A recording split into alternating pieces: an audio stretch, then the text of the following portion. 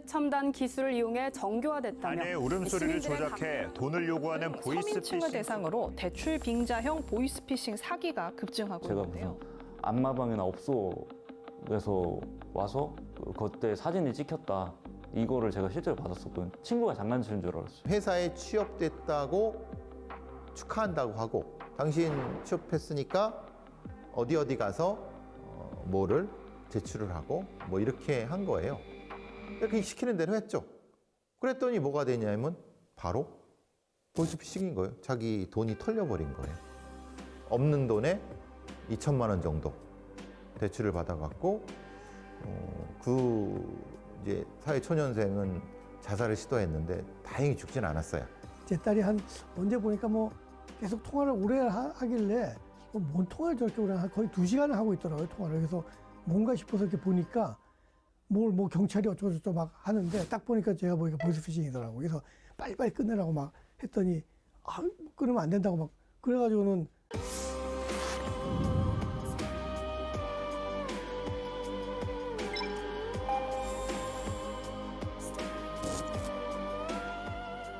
기술이 굉장히 발전하면서 같이 발전하고 있고 지능과 기술이 결합된 아주 이제 고도화된 그런 어떤 사기 범죄다. 가장 최성기는 캄보디아 범죄단지 그때가 최성기라고 볼 수 있습니다.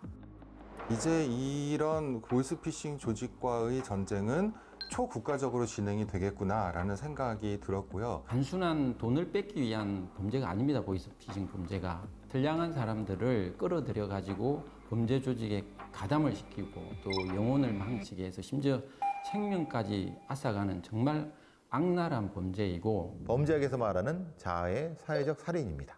국민의 안전을 위협하고 민생을 파괴하는 초국가 범죄를 국내외를 불문하고 대한민국 국민들을 가해하면 국내든 국외든 패가망신한다.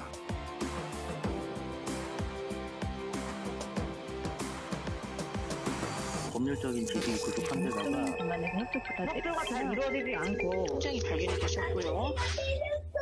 보이스피싱은 기존의 개념으로는 전화기 너머로 비대면 사기를 치는 것, 금전적 사기를 치는 것이라는 것으로 시작했는데 제 기억으로는 한 10여 년 전 같습니다. 최초의 것은 주로 이제 소위 정보 격차가 있는 어르신들을 대상으로 했는데 최근은 그 대상이 거의 무차별적입니다. 뭐 어르신도 있고 사회초년생들도 있고 어떤 경우는 뭐 경찰관도 거의 모든 직업을 대상으로 당하면서 그 범위도 일종의 뭐 아동 유괴 같은 느낌, 그다음에 대출 사기 같은 느낌, 그리고 뭐 협박 같은 것도 있고 굉장히 다종다양하게 변하고 있다. 특히 이제 감금형의 보이스피싱은 너무 황당합니다. 그러니까 오히려 어떤 여성은 그 보이스피싱 범죄자들이 시키는 대로 가스라이팅을 당해서 스스로 모텔방이나 호텔방에 감금이 돼서 사건 자체가 엠바고 사건으로 지정되셨기 때문에 사건 내용 전달 위해서 좀 단독적인 공간에서 협조 부탁드릴게요. 오히려 경찰이 가서 겨우겨우 설득하고 문 열고 들어가서야 그때서야 깨어나는 이게 이제 보이스피싱. 그게 최신형의 가장 큰 특징이죠. 보통 이제 이 심리적 장벽이 있습니다. 나는 뭐 금융 시스템 잘 알아. 아니면 인터넷 잘 알아. 보이스피싱 범죄자도 잘 알아. 라고 하는데 그거를 넘어설 수 있는 심리적인 일종의 세뇌 방식이 적용된다는 겁니다. 예를 들면은 보통 우리가 많이 알고 있는 검사사칭형 같은 경우는 압박형이죠. 협조가 잘 이루어지지 않고 제3자 유포가 우려될 시에는 구속수사 전환시킬 겁니다. 압박을 통해서 얼어붙게 만들어갖고 말을 듣게 하거나 반대로 이제 구스르는형. 본인 명의 통장이 발견되었다고 해서 본인을 무조건 가해자로 보는 건 아닙니다. 검찰청에서 조사받는 것 때문에 잠깐 통화를 해야 된다 이렇게 얘기하면 아무래도 진짜 시선이라는 게 곱지만은 않을 겁니다.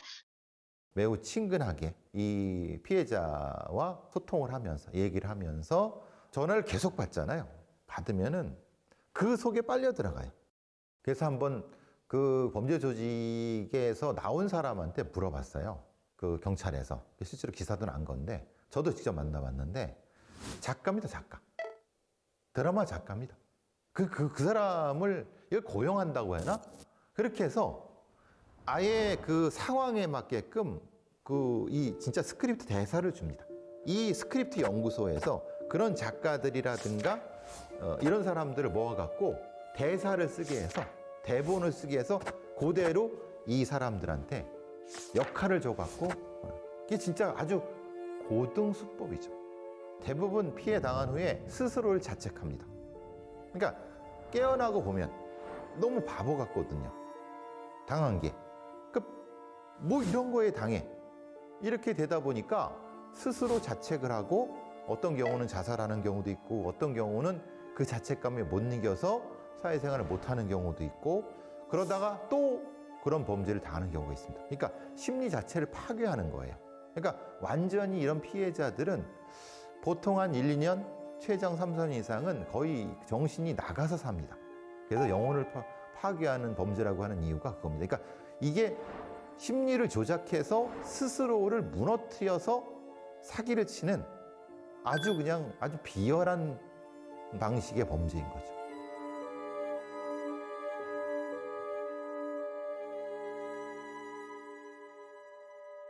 최근 들어서 이제 그 보이스피싱 범죄가 늘어나고 또 더 조직적이게 되었죠. 특히 사람들의 어떤 불안이 굉장히 커진 것이 이러한 보이스피싱 범죄가 늘어나는 중요한 배경이 되는 것 같아요. 그러니까 나와 나의 가족이 언제든지 위험에 처해질 수 있다.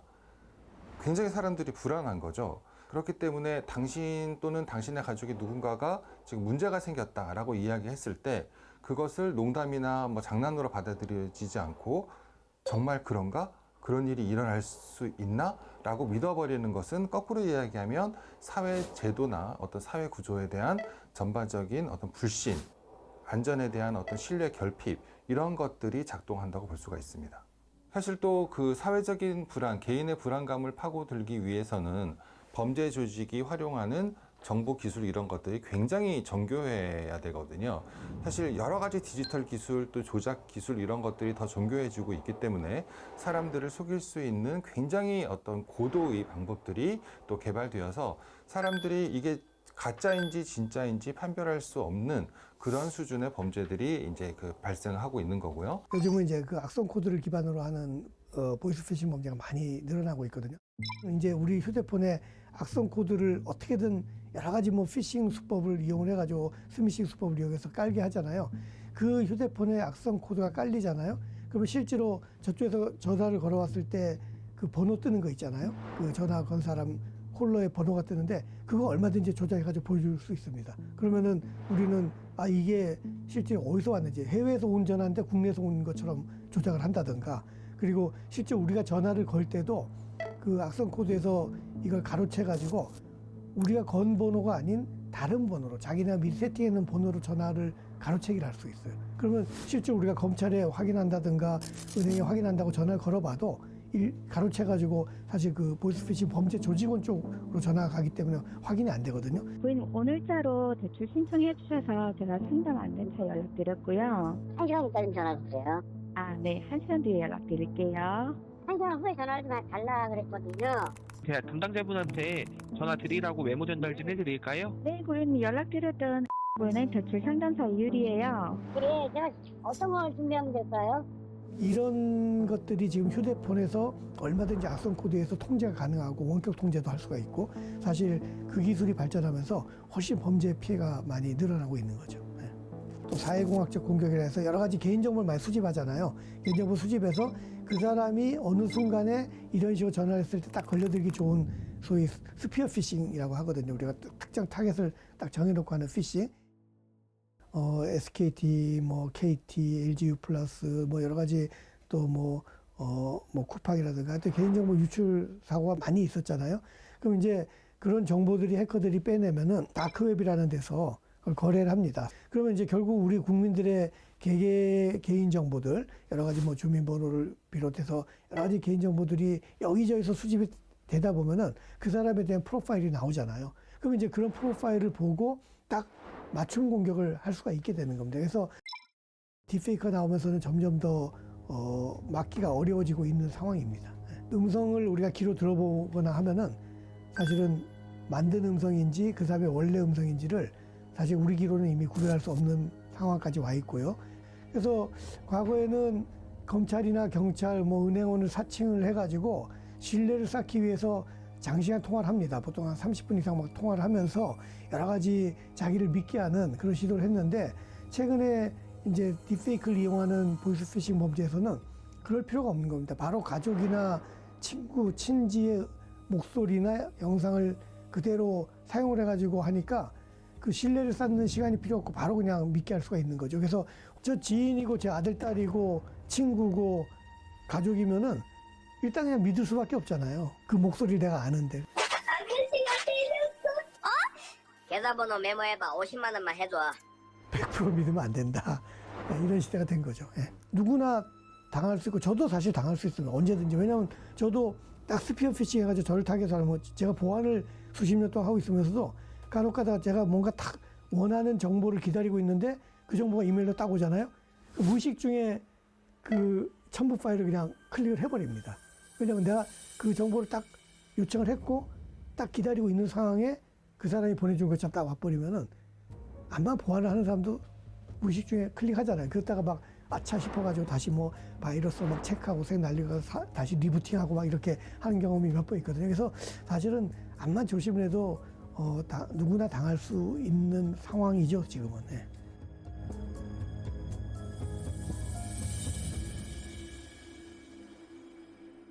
사실은 지금이 최고 위기는 지났습니다. 왜냐하면 캄보디아의 범죄 단지 사태 바로 그때가 최고죠.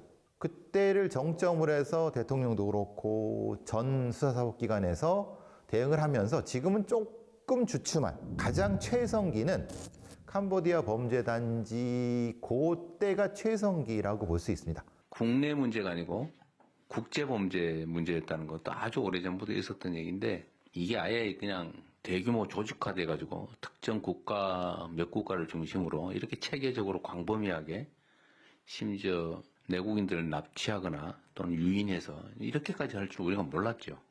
근데 이 심각성이 이제 드러나고 있는 거죠. 캄보디아 범죄 단지는 익히 알려진 바대로 과거에는 카지노 단지였습니다. 카지노 단지였다가 그게 이제 카지노의 호텔 같은 데에서 아예 숙식을 하면서 일부는 또 감금이 되기도 하고 하면서 거기가 보이스피싱의 발신지 형태가 된 거죠. 거기에 이제 그 한국에 있는 청년들을 좀 좋은 일자리가 있다라고 해서 유인한 다음에 거기서 일종의 텔러가 되기도 하고. 캄보디아 사건이라고 하지만 사실은 이제 국내 대학생이 안타깝게 사망을 한 사건입니다. 지난 25년 8월에 경북에서 저희가 112 신고를 한 통화 받았습니다. 동생이 캄보디아로 출국을 했는데 대출금을 갖지 못해서 감금되어 있다. 그래서 경찰은 그 신고를 접하고 즉시 그 해당 피해자의 소재를 추적했더니 캄보디아로 있는 게 확인이 됐습니다. 그래서 외교부와 협조해서 소재 파악도 구체적으로 하고 신병을 구출하기 위해서 노력하는 중이었는데 캄보디아 경찰이 불신 검문을 하면서 사체를 발견한 겁니다. 그 대학생의. 지난해 8월 살해된 한국인 대학생 박모 씨를 리광하우 등에게 넘겨 고문하게 한 혐의도 있습니다. 중국인 총책이 범행 시나리오를 짜고 한국 조직원이 번역조, 콜센터, 대포통장 조직원 모집책 등으로 역할을 나누어 활동했습니다. 그래서 캄보디아 경찰과 협조를 해서 국내에서도 체포영장을 발부하고 또 인터폴 적색 수배를 해서 캄보디아 현지 경찰이 총책과 핵심 조직원을 검거한 겁니다.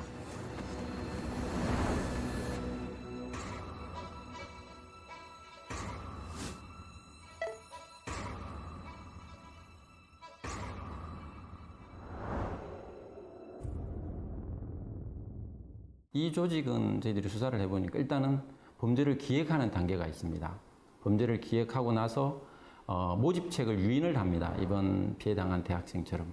그 다음에는 범죄를 어떤 또 실행을 하고 또 그 실행한 거에 대해서 현금을 수급하는 수급책이 따로 있고 완전 기업형이었습니다. 범죄 조직이. 또 이러한 범죄를 완전히 뿌리 뽑기 위해서는 국가 어느 한 기관만으로는 힘들고 여러 국가기관이 서로 협조해서 반드시 성과를 내야 한다. 그걸 저희가 뼈저리게 느꼈습니다. 보이스피싱 조직은 수평적 네트워크 체계입니다. 보통 이제 3단계 구조를 갖습니다. 보통은 이제 그 현지에서의 수금책, 전달책, 그리고 모집책 이 3단계 있죠. 모집책이라는 건 보통 이제 대포 통장을 얘기를 합니다.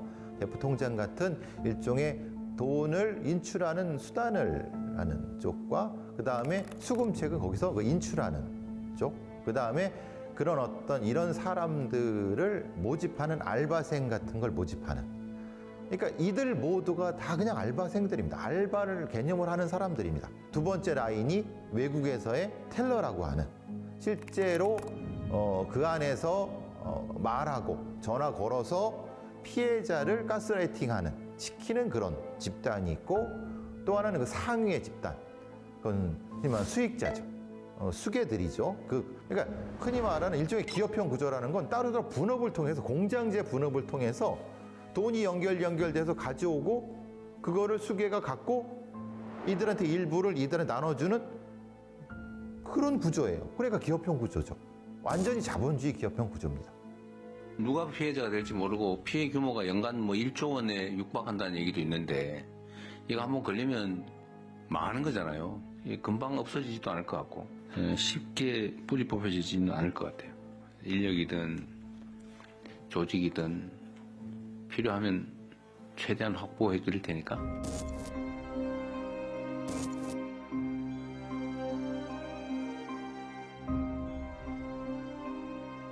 캄보디아 총리와 정상회담을 했습니다. 두 정상은 온라인 스캠 범죄 등 초국가 범죄에 대한 협력을 강화하기로 했는데 범정부 초국가범죄 특별대응 TF는 지난해 2월부터 캄보디아 프놈펜에서 국가기관을 사칭하고 여성들을 대상으로 성착취 범죄까지 자행한 스캠 범죄 조직원 26명을 캄보디아 경찰을 통해 현지에서 검거하는 성과를 거뒀습니다. 캄보디아에서 한국인을 상대로 스캠 범죄를 벌여온 조직의 총책이 태국에서 붙잡혔습니다. 국내 관련자의 탈수 혐의까지 조사를 진행하고 있습니다. 청와대는 지난 10월부터 최근까지 캄보디아 내 한국인 피의자 107명을 송환했다고 밝혔습니다. 국민 피해 신고도 80% 넘게 줄어든 것으로 나타났습니다. 수익자 수괴급은 거의 검거가 안 되고 기껏해야 행동책, 수급책, 모집책 정도만 돼서 이것이 그냥 기하급수적으로 폭발적으로 늘어나는, 피해도 폭발적으로 늘어나는 그런 특징을 가지고 있죠. 이제 캄보디아의 뭐 군벌들이라든가 유력자들의 비호를 받는다든가 특히 중국계 폭력 조직은 중국 유력자들의 비호를 받아서 뭐 마약 자금, 범죄 자금을 통해서 뭐 연결 형성되는 이렇게 연결되면은 일반적인 형태의 단일 경찰 조직으로는 사실은 추적하기 되게 어렵습니다. 범정부 초국가 범죄 특별대응 TF는 경찰청을 포함해서 10개의 정부 기관으로 구성이 되어 있습니다. 주로 이제 초국가 범죄가 아까 말씀드린 대로 국가를 뛰어넘고 또 그 수법도 다양해지기 때문에 어느 한 국가 기관만의 대응으로는 한계가 있어 왔습니다. 그래서 국무총리실 주도로 이 TF가 만들어졌고 각자의 역할, 예를 들면 경찰은 수사를 통한 근거, 국정원은 현지에서의 범죄 정보 수집, 또 법무부, 외교부는 해당 국가의 어떤 외교적 협력, 또 국세청, 관세청은 범죄 어떤 그 자금 추정 및 근거 이후의 환수 이런 것을 통해서 아주 시너지 효과를 크게 내고 있는 그런 팀이라고 보시면 되겠습니다. 지난해 그 보이스피싱으로 인한 피해가 아마 1조 2천억이 넘을 겁니다. 하루에 아마 34억의 국민의 소중한 재산이 범죄자들 손에 들어가는 겁니다. 보이스피싱 범죄는 단순한 어떤 경제적인 어떤 그 이익을 편취해 가는데 끝나지 않습니다. 정말 우리 사회가 아껴야 될 젊은이들을 어떤 범죄 조직으로 억지로 가담을 시키고 그렇게 끌어들여 가지고 비참한 생활을 하고 심지어 생명까지 앗아갑니다. 이렇게 무참하고 정말 그 용서할 수 없는 범죄에 대해서 국가가 모든 역량을 다해서 당연히 발본색원해야 된다고 생각을 합니다. 캄보디아 같은 경우는 초국가 범죄 특별 대응 TF가 생기고 난 뒤에 우리나라 경찰이 직접 캄보디아에 주재를 하고 있습니다. 저희는 이 코리아 전담반이라고 그러는데 이런 사례가 전 세계적으로 없습니다. 한국인 조직원 70여 명이 국내로 강제 송환됐습니다. 정부는 엄정한 수사와 함께 보이스피싱 피해 건수가 30%가량 줄었습니다.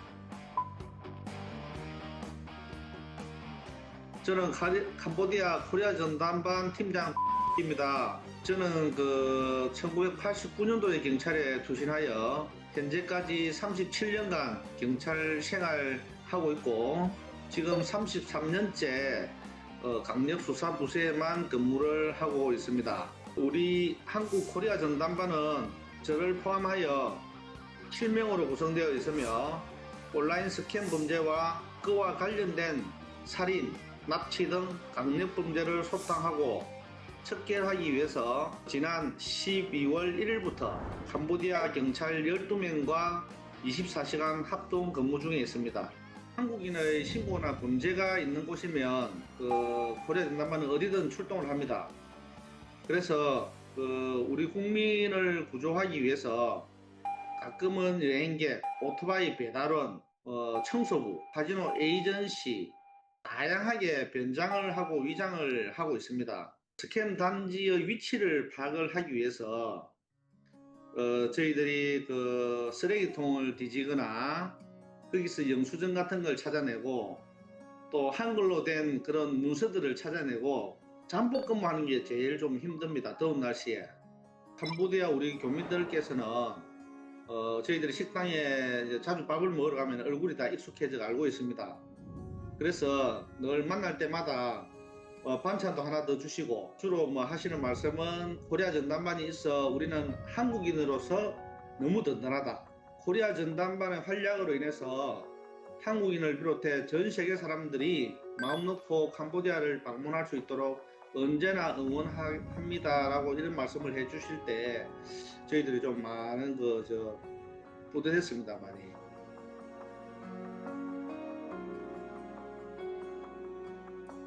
대한민국 정부의 재외국민 보호에는 사각지대가 없다는 것을 말씀드리고 싶습니다. 120일 정도 짧은 기간에 16번의 작전을 통해서 우리 국민 5명을 구조하고 인터폴 및 국내 수배자 약 100여 명을 포함해가지고 스캠 조직원 170여 명을 근거하는 성과를 이뤄냈습니다. 이들 중에는 지난 1월 23일에는 한국 경찰관 약 200명을 호송 아래 역대 최대 규모인 범죄자 73명을 전 세계로 국내 송환도 시켰습니다. 한국인 피의자 73명을 국내 송환했는데 이재명 대통령이 초국가 스캠 범죄에 강력 대응하겠다고 거듭 강조했습니다. 지난 10월 64명에 이은 대규모 송환으로 역대 최대 규모입니다. 해외에서 피해자들을 호송해 오는 거는 정말 지난한 작업입니다. 그것도 한두 명이 아니고 60명 넘어가는 단체 송환을 해오면 그 호송 인력만 해도 피해자 1인당 2명은 기본적으로 꾸리고 그리고 예비대도 꾸리고 해야 되기 때문에 전세기 한 대 한 250석 규모의 비행기 한 대를 전세를 내는 겁니다. 근데 송환해 오는 과정에 조금이라도 문제가 생기면은 큰 사회적 문제뿐만 아니라 잘못하면 외교적 문제가 될 수 있습니다. 그래서 무사히 착륙을 하고 나서 자기가 맡은 관서로 호송해서 조사석에 앉힐 때까지는 정말 한시도 긴장을 놓지 못하는 그런 어려운 활동이고 작업이라고 보시면 되겠습니다. 정부는 합동대응팀을 캄보디아로 급파했습니다. 한국 국적 조직원을 대거 체포했습니다. 스캠 범죄를 벌여온 한국인 조직원 70여 명이 국내로 강제 송환됐습니다. 한국과 현지 경찰에 의해 검거됐습니다. 마야광, 박광열 씨를 송환했습니다. 이번 송환은 현지에서의 정보 수집 및 검거, 송환 절차에 이르기까지 경찰청은 물론 국가정보원, 외교부, 법무부 등 국내 관계 기관과 캄보디아 당국이 긴밀하게 협력하여 이뤄낸 성과입니다. 초국가 범죄 특별 대응 TF가 발주간 이래로 실제로 국내 보이스피싱과 관련된 피해나 신고가 한 40% 정도 줄은 걸로 저희들은 그렇게 파악을 하고 있습니다.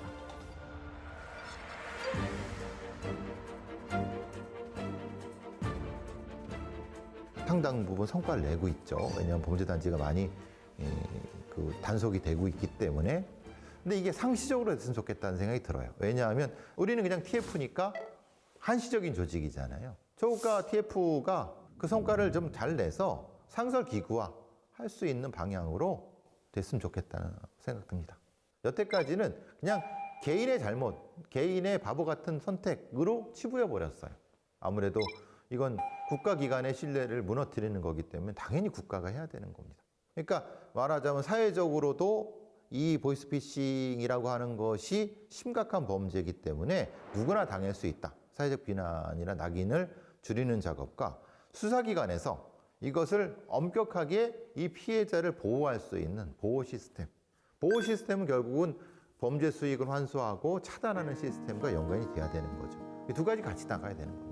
우리나라 같은 경우는 은행의 뭐 온라인 이체라든가 굉장히 그 인터넷이 발달돼 가지고 그런 것이 잘 돼 있단 말이에요. 그러니까 사실은 그런 금융기관 같은 데가 일종의 약간 공동 책임 이런 걸 좀 지면서 개인한테만 100% 책임을 돌릴 게 아니라 이게 좀 잘못된 어떤 범죄 피해 대상이 아닌지 이런 것들을 좀 은행에서도 주의 깊게 좀 분석을 한다든가 이런 대책이 같이 가야 된다고 봅니다. 너무 우리나라는 주로 단말에다가 보안 솔루션을 깔아서 보안을 하고 있지만 미국이라든가 해외 선진국 같은 경우는 그 백엔드에서 그런 프로드 디텍션 시스템 FDS 같은 걸 써가지고 이상 어떤 트랜잭션이나 이런 것들을 많이 감시를 하거든요. 사실 그런 시스템들이 좀 더 발달해가지고 개인이 실수를 하거나 혹은 보이스피싱에 당하더라도 그런 돈을 찾거나 할 때 검거를 좀 더 빨리 한다든가 이런 식으로 사실은 좀 사회적인 어떤 그런 대응 인프라 이런 것들이 갖춰지는 것이 필요하다고 생각합니다.